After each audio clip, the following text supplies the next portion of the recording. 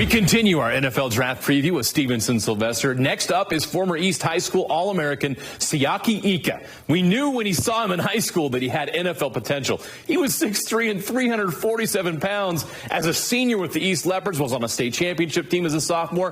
One of the highest rated recruits ever in the state of Utah. Chose LSU, where he won a national championship in 2019. Followed Dave Aranda to Baylor, where he became a third-team All-American. And now, Sly, the NFL awaits.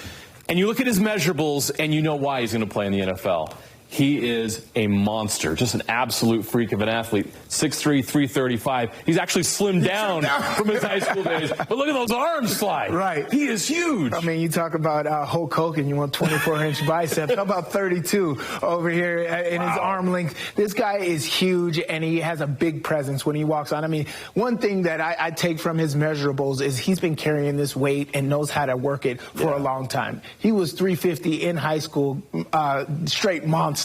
In high school, but he's able to trim down and be a little bit even more athletic and to see his real technique on display. He's going to have a great NFL career. All right, two things really stood out to you about Siaki Ika's tape. Number one, gap integrity. Yeah, which is huge. In any scheme you go into, you got to be able to handle your responsibilities, right? Do your job. And I think Siaki Ika, because he's been able to hold that weight, knows how to be a big guy. He's a true big guy. His gap integrity is great. He has this big gap. The goal of this tackle is to push him down and have the cutback going here. But what Siaki does is stay square. That's the biggest job of these guys, is to stay square in the hole. He gets back and cuts back, stays in his gap, and the running back falls right into his lap.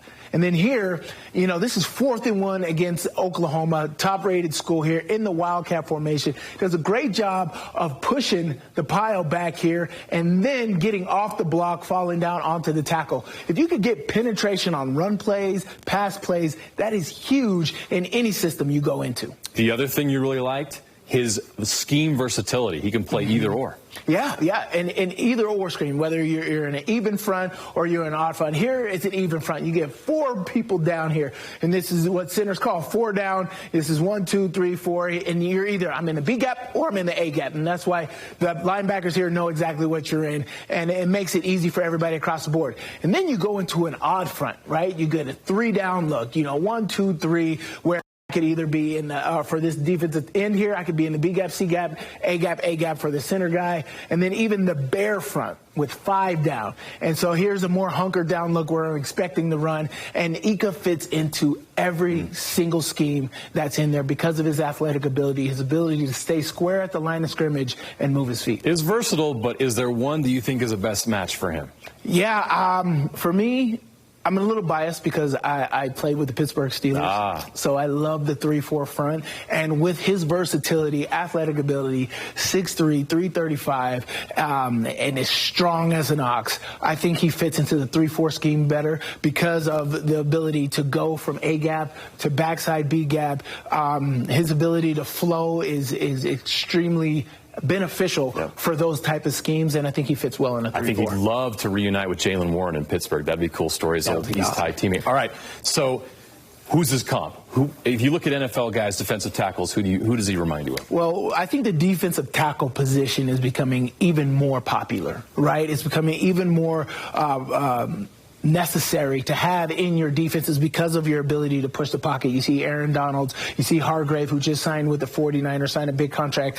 But for me, he looks exactly like Vita Vea from the Tampa Bay Buccaneers. The way he's able to affect running plays, affect passing plays, clog up, and be a disruptor at every level. Ika reminds me of Vita Vea.